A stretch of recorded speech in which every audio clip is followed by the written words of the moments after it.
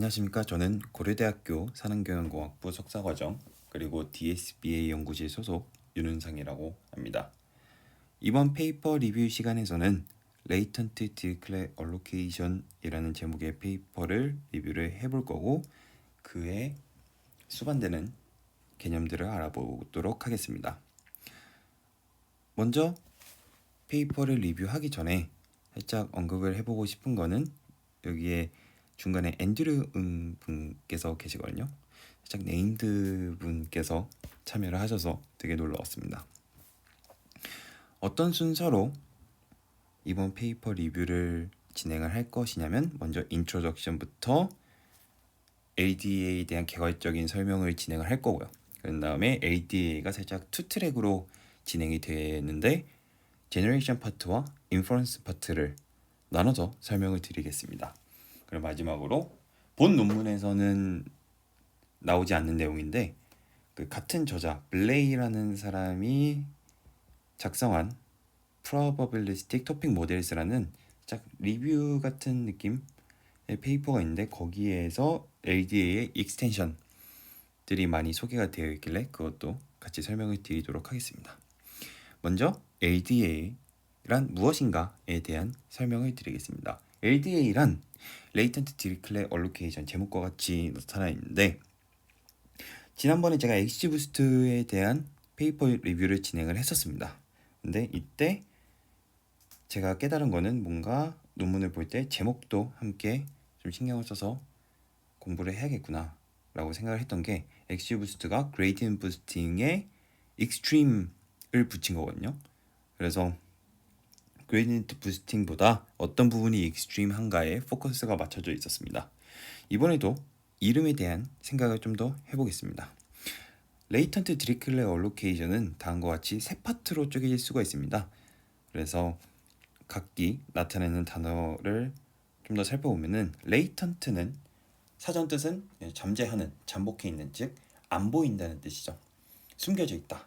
그래서 레이턴트한 이 토픽 디스트리뷰션을 디리클레 디스트리뷰션으로 설정하여 얼로케이션을 진행하였다. 뭐 이런 뜻입니다. 근데 레이턴트 디리클레 얼로케이션 초반을 보면은 다음과 같이 to find short description of the members of 라는 문장으로 자신들의 고를 설명을 합니다. 사람들이 이제 저 포함해서 많은 분들이 이제 LDA는 토픽 모델링을 하는 기법이라고 많이들 알고 계시는데 사실은 주요한 통계적 관계를 보존하면서 말뭉치의 효율적 연산을 위해 구성 요소들에 대한 쇼트 디스크립션을 찾는다. 이것이 주 목적이고 사실 이거를 도큐먼트 또는 코퍼스에 적용을 하면은 그러면 그 쇼트 디스크립션이 토픽이 되는 거죠. 그래서 이와 같이 토픽 모델링이라고 언급을 하나도 하지 않아요. 단지 이런 목적이 확장되어서 토픽 모델링이 되는 것입니다.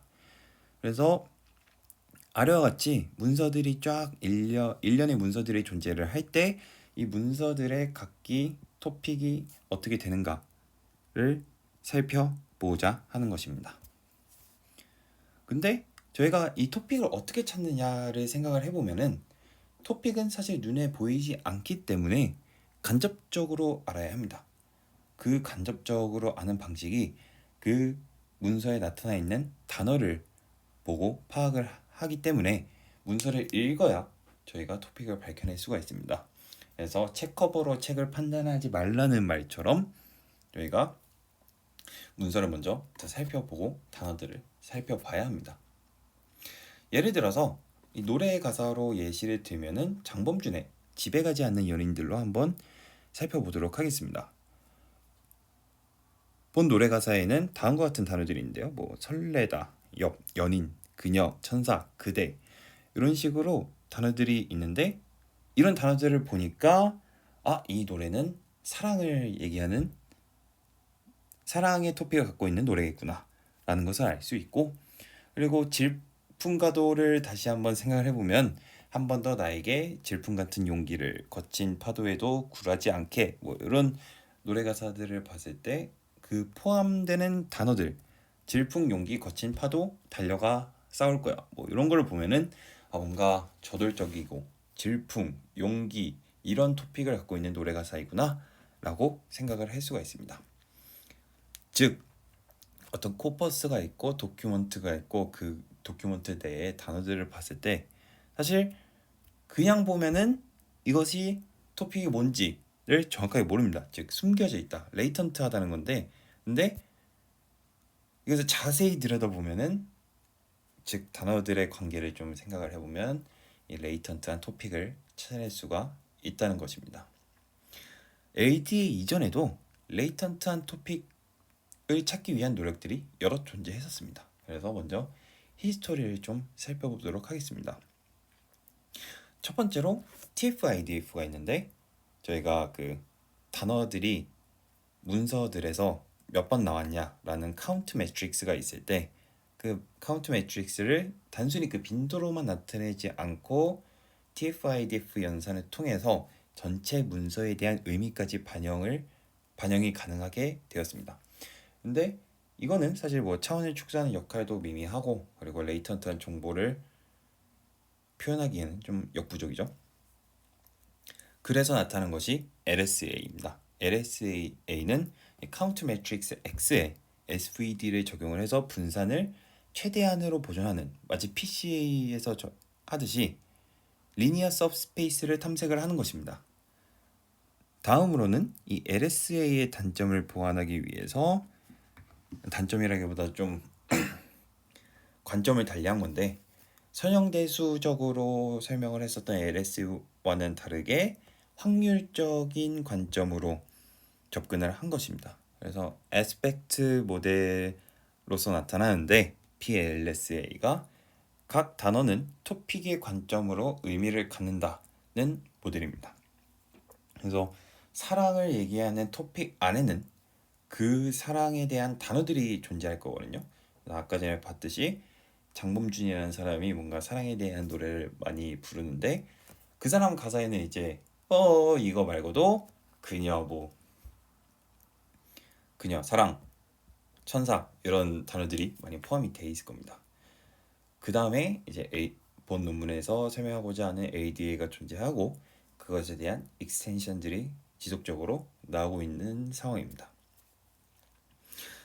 본 논문에서는 노테이션을 하나의 장으로서 설명을 하는데, 왜냐면은 뭐 저자들도 야 이거는 좀 사람들이 많이 헷갈려 할 수 있겠는데 라는 생각으로 적어 놓은 것 같습니다. 그래서 그거에 대해서 간략하게 설명을 드리자면은, 먼저 코퍼스 같은 경우에는 M개의 도큐먼트가 모인 것이고 그것을 D로서 표현을 하고요. 그리고 볼드체 W로 나타냅니다. 그리고 도큐먼트는 N개의 단어들이 있고 W로 나타난 다음에 W1, W2, 이탈릭치로 나타나게 됩니다.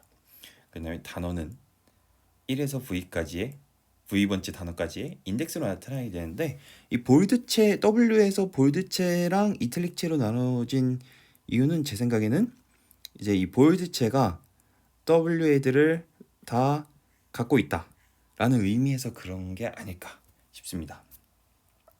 이어서 ADA의 제너레이션 파트를 살펴보도록 하겠습니다. 먼저 그 전에 이제 ADA를 알기 위해선 제가 생각했을 때는 ADA가 되게 친숙하고 뭔가 구현에 있어서 그 패키지 같은 것들이 많이 잘 구현이 되어 있어서 되게 쉽게 다가왔었는데, 그 개념을 살펴보면은 이렇게 다양한 개념 요소들이, 선행 요소들이 좀 필요합니다. 깁스 샘플링, 디리크렛 디스트리뷰션, 심플렉스, 제너레이티브 모델 이런 내용들이 나타나는데 이것을 최대한 많이 설명을 드리도록 하겠습니다.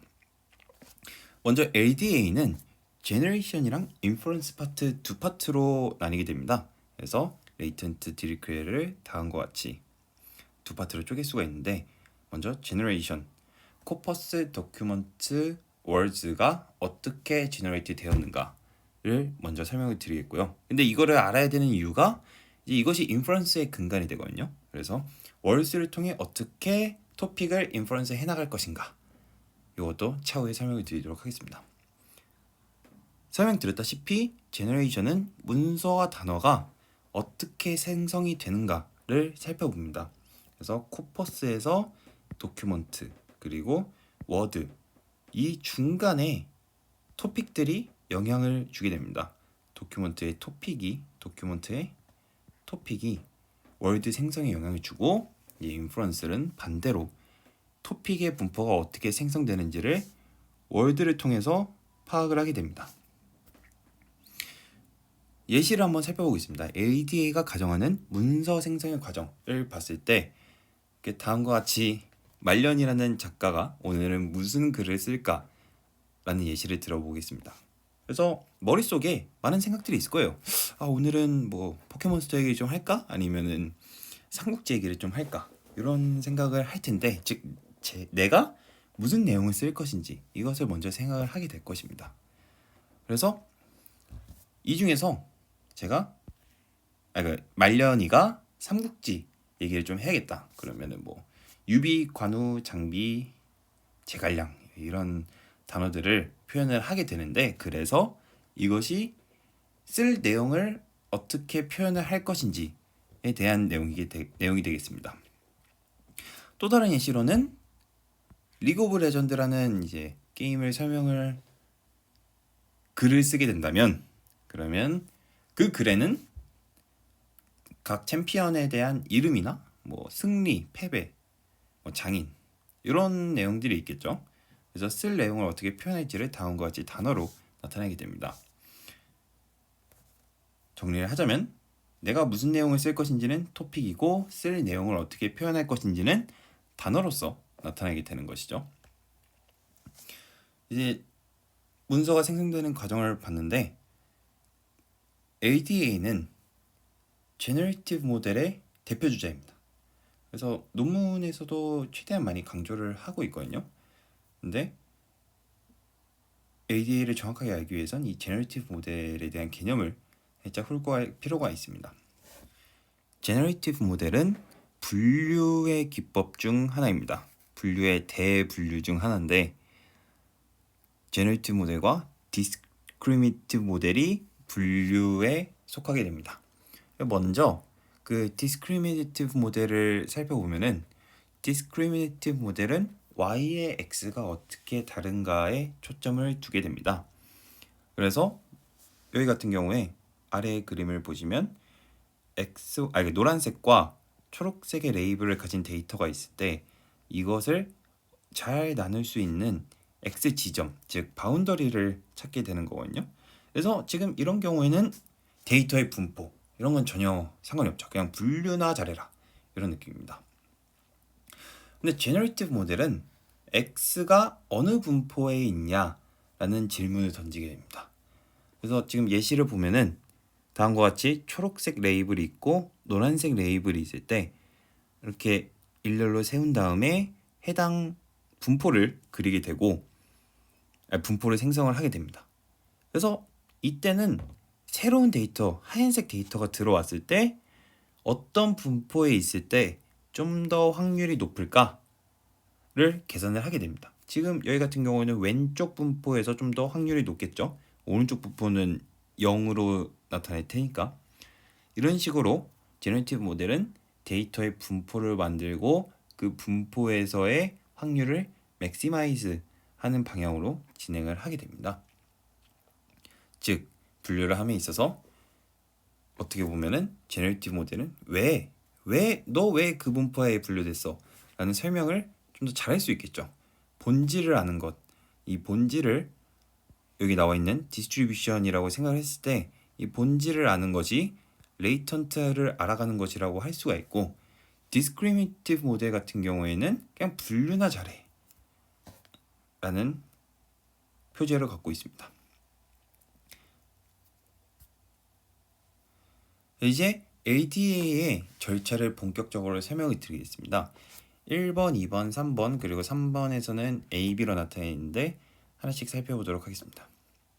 먼저 단어 개수를 생각을 합니다. 그거를 n개로 표현을 하는데 이것은 포화성 분포에서 오거든요. 근데 뭐 ADA를 설명하는 여러 블로그 글들 또는 설명 영상을 봤을 때 이것은 보통 생략되어 있습니다.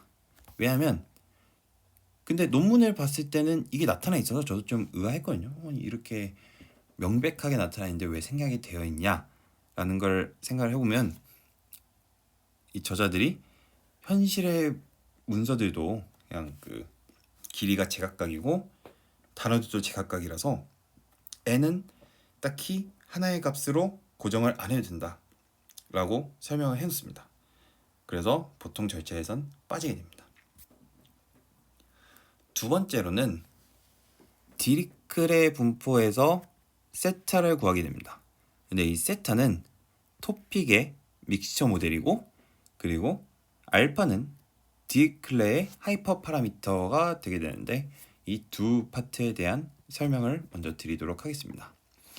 토픽 믹스처라는 것이 무엇이냐면 결국에는 이제 믹스처 모델이라는 뜻인데 믹스처 모델이란 여러 분포들이 하위 분포들이 섞여서 큰 분포를 만드는 것입니다.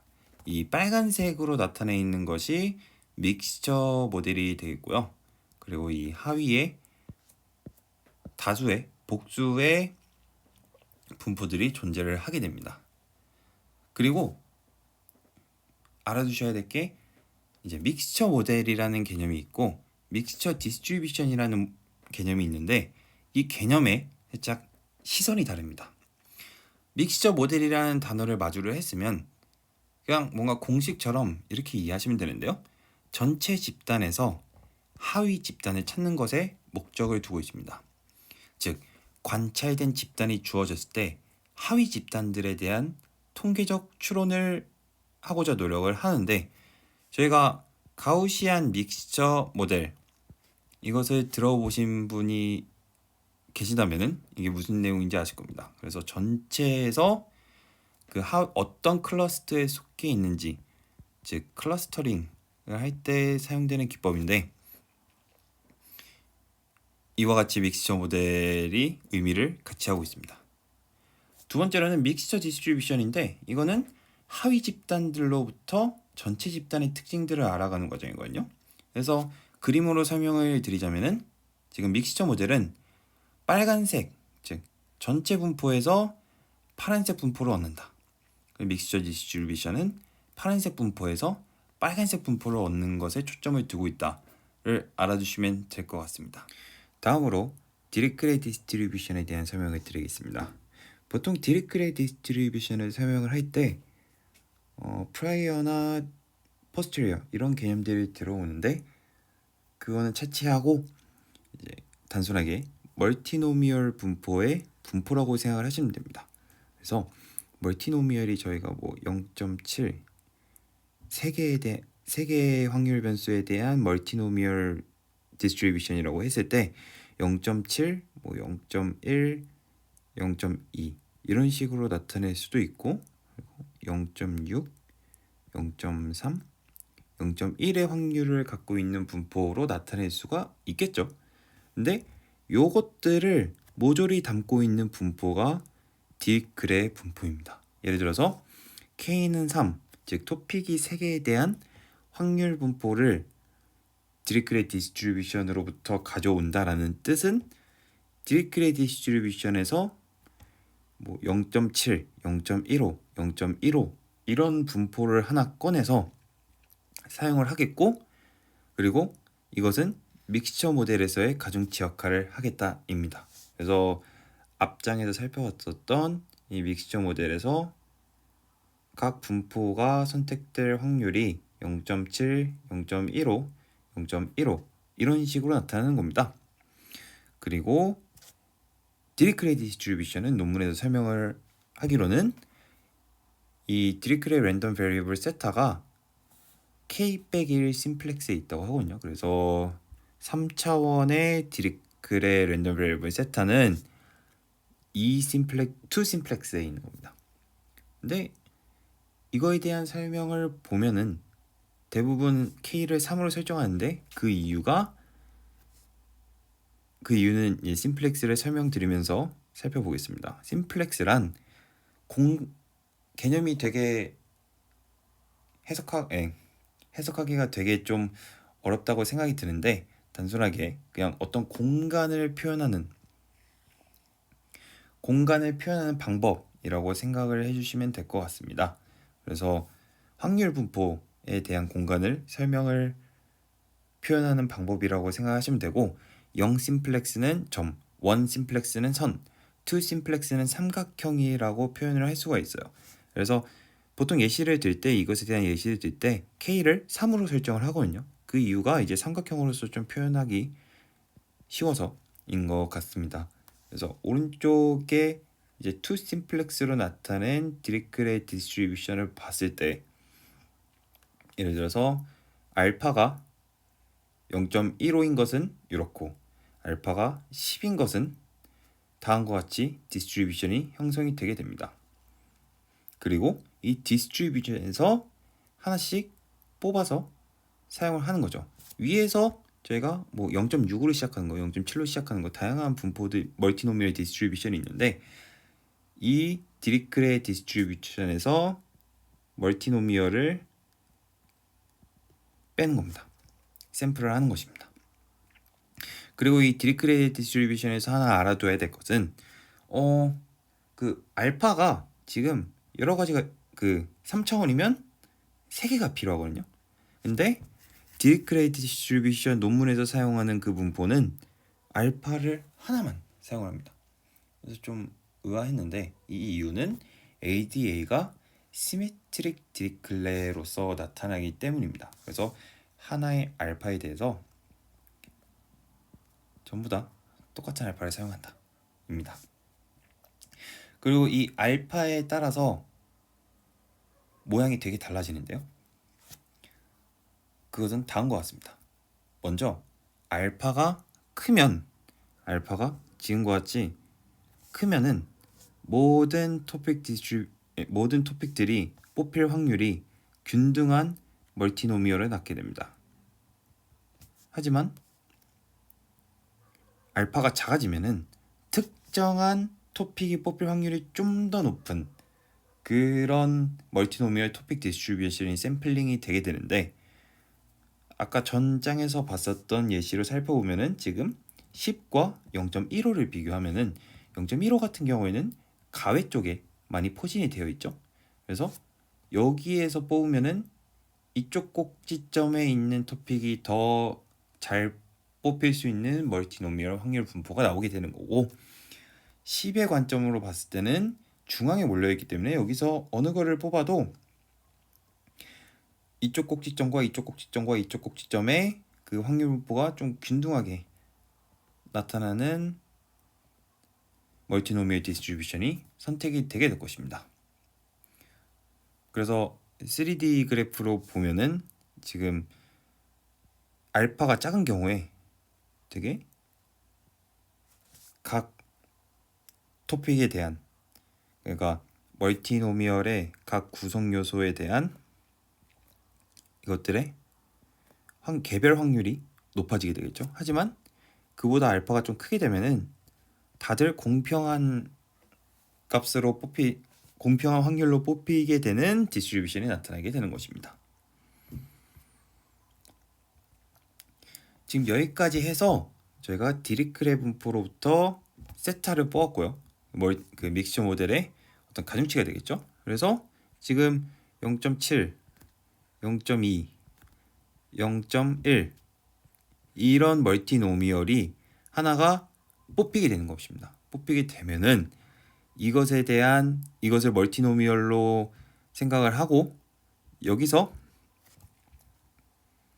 이제 어떤 토픽을 뽑을지 이제 확률로 계산을 하게 됩니다. 그래서 지금 아래의 예시에서는 0.45의 확률에서 토픽 C 디스트리뷰션을 뽑히겠죠. 그러면은 ZN은 C가 되는 겁니다. 자, 이제 토픽을 저희가 선택을 하게 되었습니다.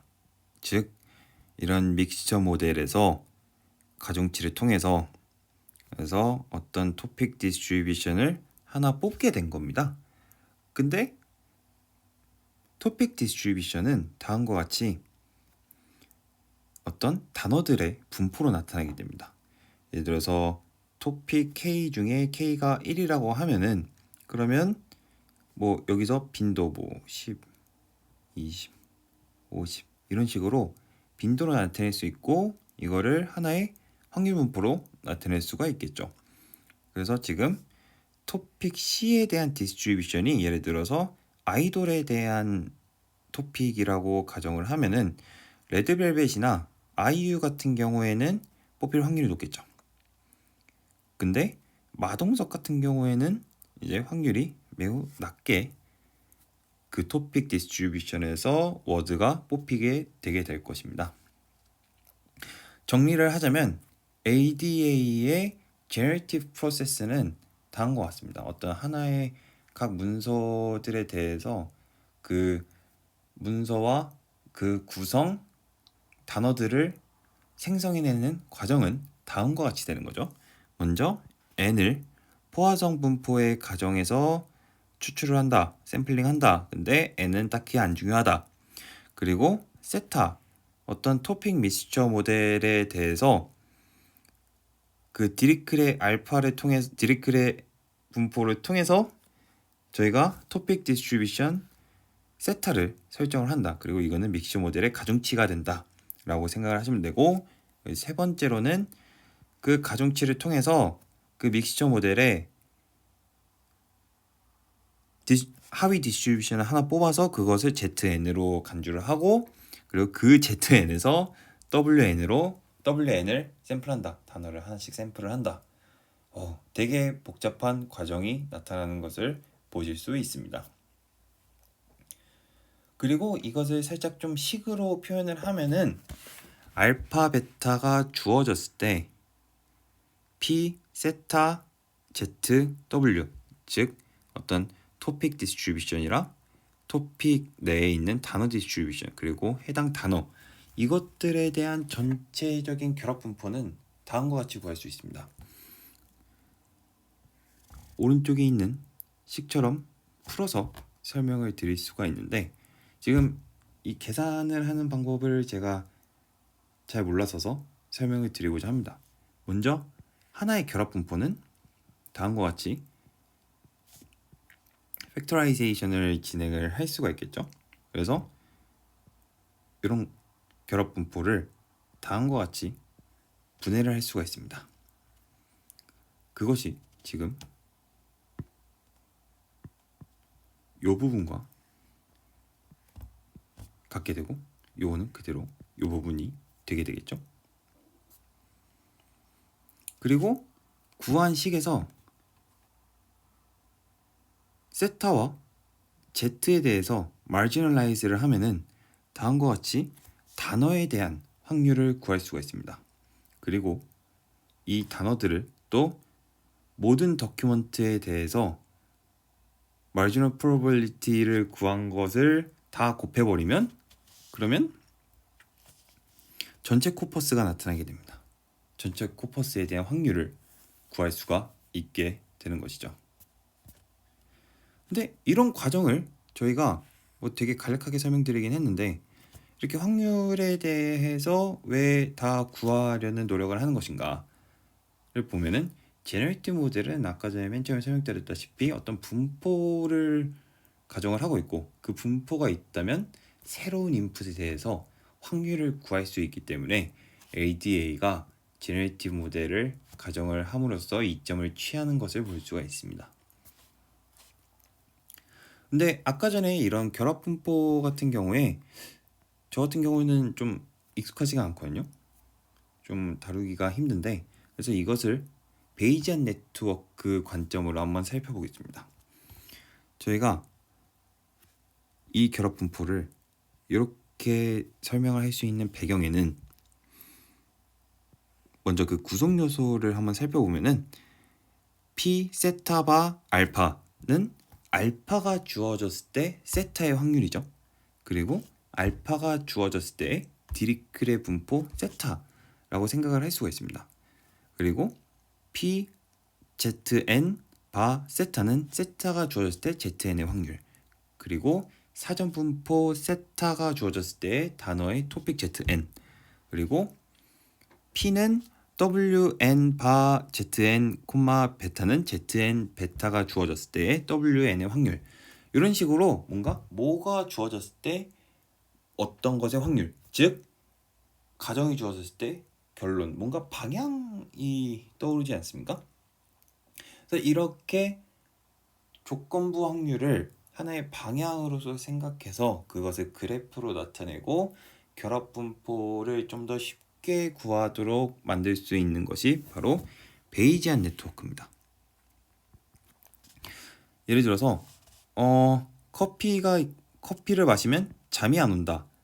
그리고 미래에 대한 걱정 때문에도 잠이 안 온다를 보면은 이것들이 공존할 수 있는 결합 분포를 생각을 하면은 다음과 같이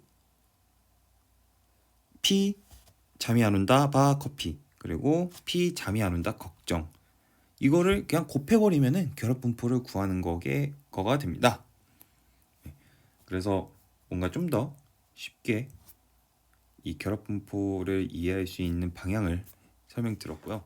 다음으로 LDA의 핵심적인 이론적 근간이 여러 가지가 있는데 베이지안이나 믹스처 모델, 제너레이티브 이런 것들이 있으나 가장 중요한 건 사실 익스체인저빌리티라고 생각을 하고 있습니다. 근데 익스체인저빌리티는 이상하게 개념이 그렇게 친숙하지는 않아서 그래서 대부분의 설명글에서는 빼고 있더라고요. 그래서 그 개념을 먼저 설명해 드리자면은 익스체인저빌리티는 다음과 같이 Z1, Zn까지의 랜덤 베리블이 존재할 때 이들의 순서를 다양하게 섞어도 확률이 원래와 같은 경우를 나타냅니다. 지금 Z1, Zn 이렇게 확률이 있고, 그리고 그것을 또 섞었을 때 지금 이 파이 같은 경우는 그냥 간단하게 예시를 들면 이런 겁니다. P, Z2, Z4, Z3 이런 식으로 마구 섞어 놓은 거예요. 근데 이 확률이 기존의 확률과 똑같으면 익스체인저빌리티를 갖고 있다고 말을 할 수가 있거든요. 그래서 나의 검은 당신의 것이요는 사실 검은 나의 것이요 당신의, 이것과 순서가 다르기 때문에 확률이 다른데 같은 경우가 익스체인저빌리티를 갖고 있다고 설명할 수 있습니다. 그래서 이런 익스체인저빌리티를 갖고 있는 어떤 확률 변수들에 대해서 그것들은 다 독립적으로 그냥 다 곱해버리는 것이 결합 분포를 구성할 수가 있다라는 것이 디피니티 시어럼이라고 합니다. 그래서 해당 시어럼으로 결합 분포를 그 구성 인자들의 곱으로 나타낼 수가 있는데, 근데 저희가 이것을 왜 설명을 드리냐면은 LDA에서는 bag of words 가정을 갖고 있기 때문입니다. 어떤 하나의 문서에 들어가 있는 이 단어들의 순서를 모두 무시하고 그냥 다 동일한, 그러니까 하나의 시퀀스를 보지 않고 그냥 단어들의 뭉텅이로 보고 있다는 뜻입니다. 그래서 하나의 문서를 표현할 때 단어들의 순서가 상관이 없게 되고 익스체인저빌리티를 갖게 되고, 그럼으로써 디피니티 시어럼을 사용을 할 수가 있음으로써 얻는 효과는 뭐냐면, 이 결합 분포가 있을 때 아까 전에 이런 식으로 분해를 할 수가 있었죠. 그리고 자연스럽게 아래와 같은 식을 구성을 했습니다. 지금 여기 같은 경우에는 모든 Z를 뜻하고 여기 같은 경우에는 모든 W를 뜻하는데 지금 다 N에 대한 곱으로 나타냈단 말이죠. 다음과 같이 프로덕트로 나타내는데 되게 자연스럽게 넘어갔지만 사실은 bag of words가 가정이 되어 있기 때문에 이것들이 다 가능하게 된다 라는 말씀을 드리고 싶습니다. 다음으로 LDA와 다른 레이턴트 베리어블 모델 간의 비교를 한번 진행을 해보도록 하겠습니다. 먼저 가장 기초적인 레이턴트 베리어블 모델은 유니그램 모델인데요. 사실 레이턴트 베리어블 모델이라고는 하는데 레이턴트가 그냥 단일 또는 없다고 가정을 하고 그냥 어떤 하나의 도큐먼트에 포함된 그 단어들의 확률들의 곱으로 도큐먼트를 나타내게 됩니다. 그리고 이것보다 좀 더 나아간 것이 믹스처 오브 유니그램인데, 이 믹스처 오브 유니그램은 이 Z, 즉 레이턴트한 값을 소개를 하는 것에서 의의를 갖습니다. 그래서 이 Z를 하나씩 골라서 그 Z 안에 있는 단어들의 곱으로 나타내게 되는데, 그래서 하나의 문서는 하나의 토픽만을 갖고 그 토픽 내에서 단어들의 곱으로 유니그램 모드를, 그러니까 도큐먼트에 대한 확률을 표현을 하게 되는 것이고요. 그래서 다음과 같이 어떤 레이턴트 PZ가 있을 때 이 PZ에서 Z를 하나 골라서 PW 바 Z를 표현을 하는데, 지금과 같은 경우는 믹스처 오브 유니그램스 같은 경우에는 하나의 도큐먼트는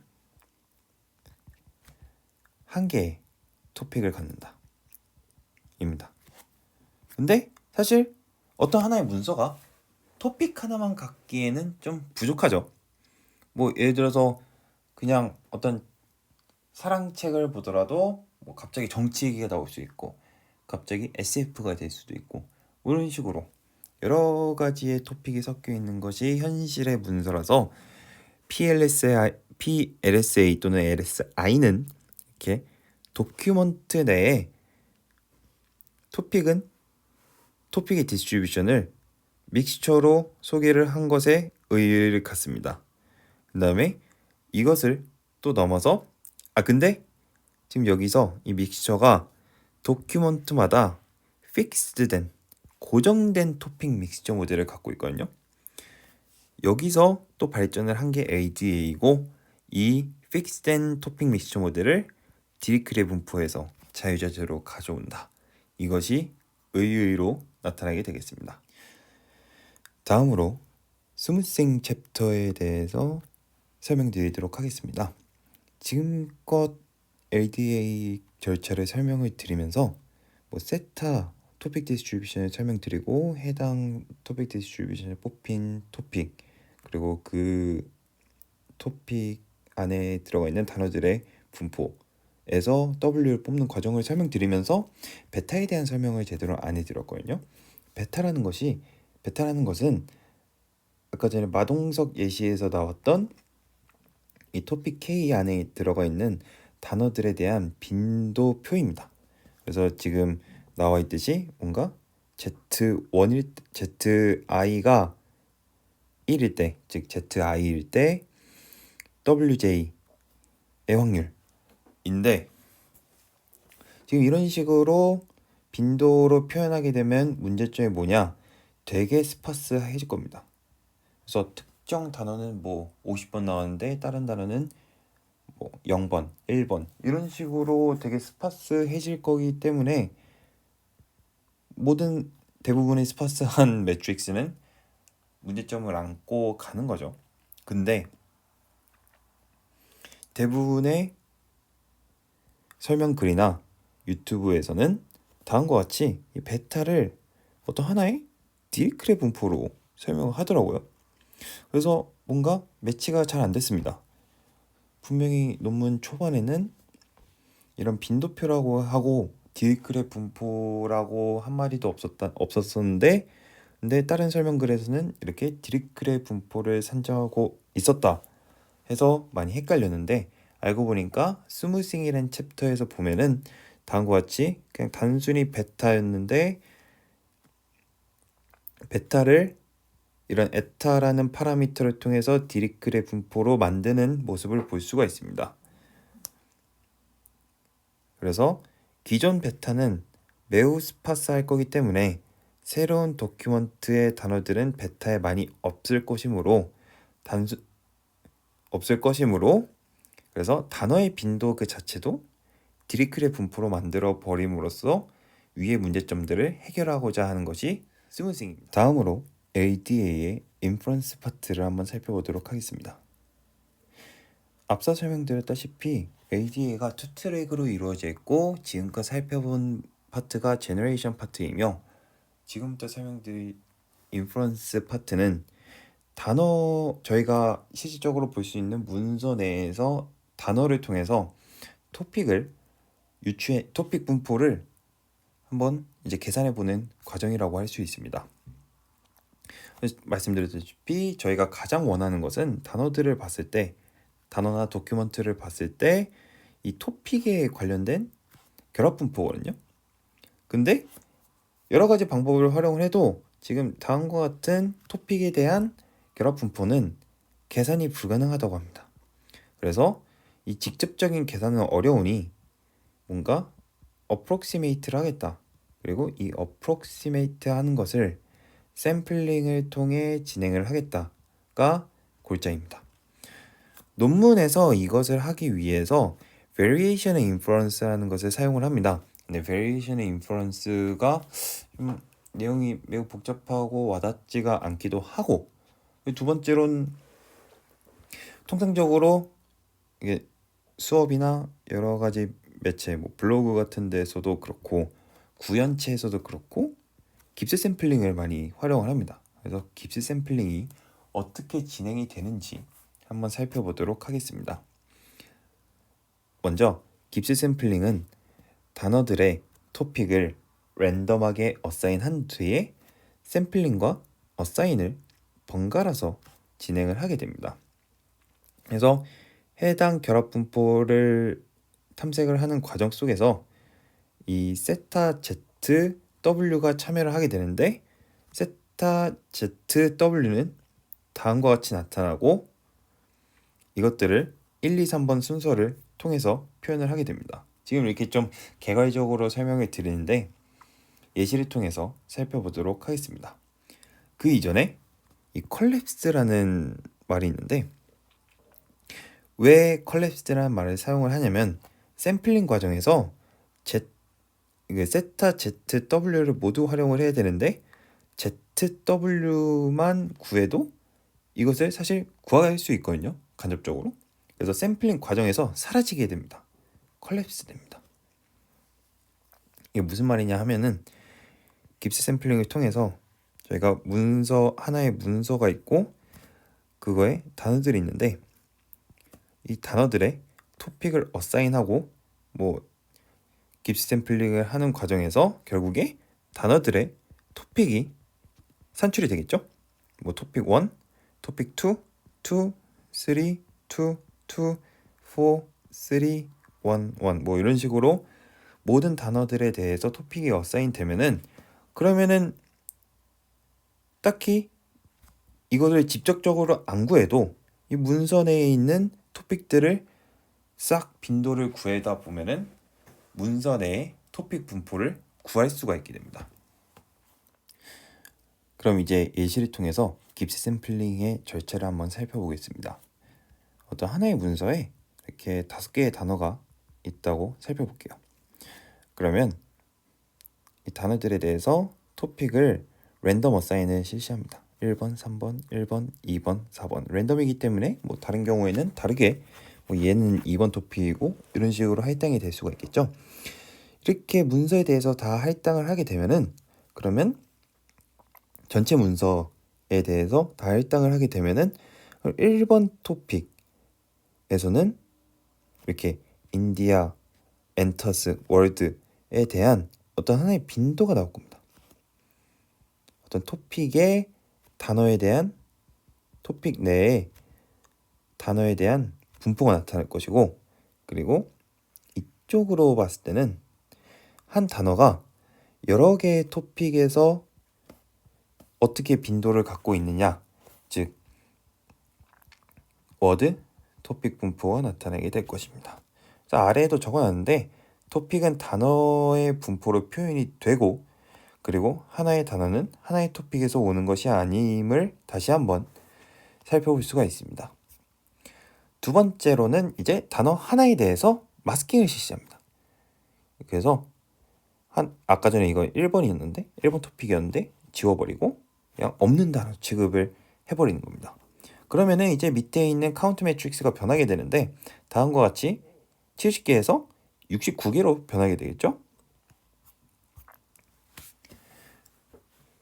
그렇게 69개로 감소된 카운트 매트릭스를 다시 본 뒤에 이 인디아가 워드 이 단어가 몇 번 토픽에 할당될 것인지 기존 분포를 본 다음에 다시 업데이트해서 집어넣는 겁니다.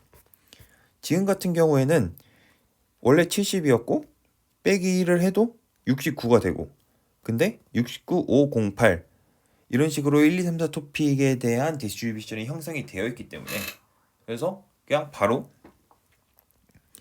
1번을 집어넣으면 되는 겁니다.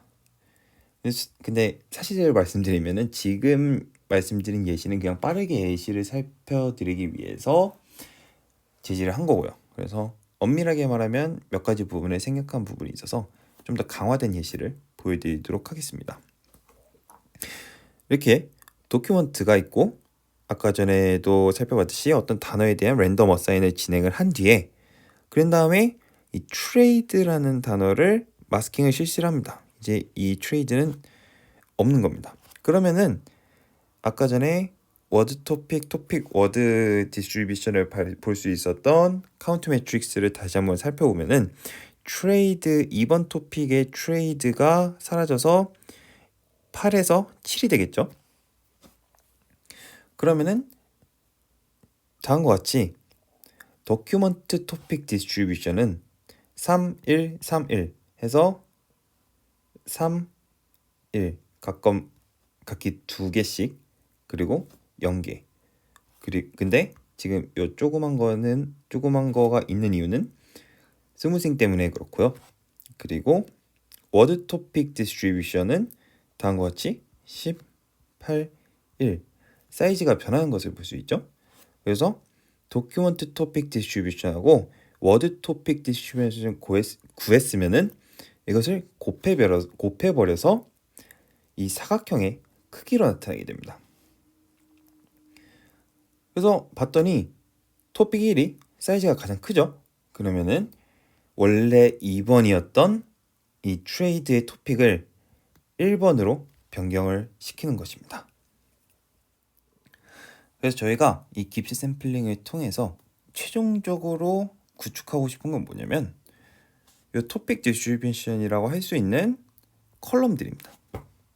그래서 실제로 ADA를 구현을 하고 그것을 통해서 원하는 거는 레이턴트한 토픽이 어떤 단어들로 구성이 되어 있냐, 이거를 알고 싶은 거거든요.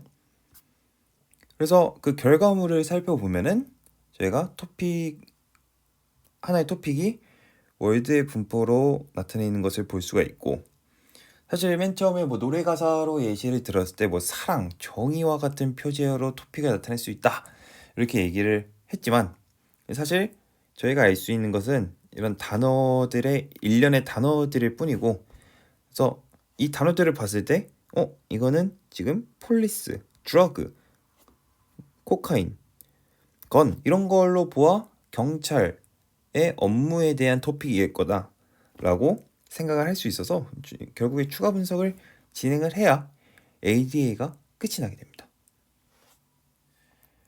마지막으로 ADA 익스텐션스를 좀 살펴보도록 하겠습니다. 여기 부제로 제가 with assumption이라는 말을 달아놨는데, 왜 assumption이라는 말을 달아놨냐면 ADA에서 활용하는 가정들의 약간의 변형을 통해서 익스텐션이 많이 이루어졌기 때문입니다. 그리고 본 익스텐션은 앞서 설명드렸다시피 Probabilistic Topic Models라는 논문에서 소개를 했던 내용들입니다. 먼저 assumption의 변화를 살펴보면은 그 이전에 이제 기존의 assumption을 살펴보자면, 먼저 bag of words assumption이 있었고, 그리고 order of document도 상관이 없다라는 가정도 있었고, number of topics가 fix 되어 있다라는 가정도 있었습니다. 먼저 bag of words assumption에 대해서 살펴보면은 토픽이 단어들을 생성하는 과정이 시퀀셜하다는 가정을 추가해서도 모델을 새로 만들기도 했고요. 그리고 도큐먼트의 순서가 상관이 없다는 것을 상관이 있게 만들어서 도큐먼트의 순서도 고려해야 한다고 나타내는 모델도 있었습니다. 그리고 ADA는 토픽의 개수를 하이퍼 파라미터로 저희가 세팅을 하게 되는데, 근데 이것도 사실 베이지안 non-parametric 토픽 모델이라는 것은 포스티리어 분포를 찾아가는 과정 속에서 토픽의 개수도 함께 탐색을 한다고 합니다. 그래서 이 과정 속에서 토픽들의 위계도 파악을 할 수가 있다고 합니다.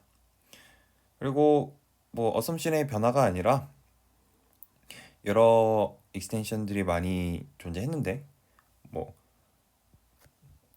문서의 작성자 간에도 뭔가 그 토픽의 차이가 있을 것이다.